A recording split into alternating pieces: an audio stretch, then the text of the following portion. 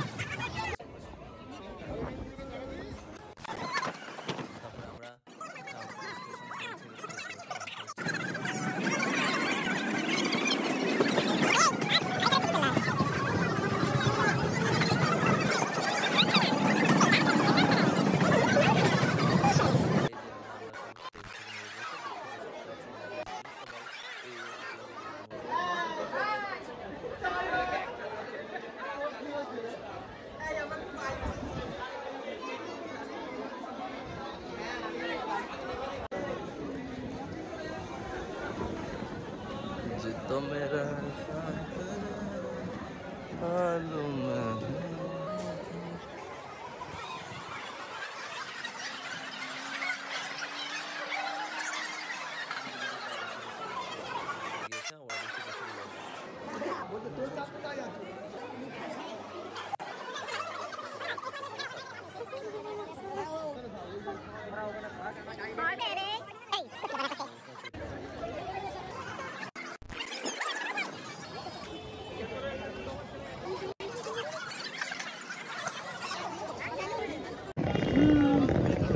চলে এলাম আমরা নামখানা স্টেশন। এবার চলে যাবো আমরা বলতে হবে না, এমনি হয়ে যাবে। আমি পরে বয়স তো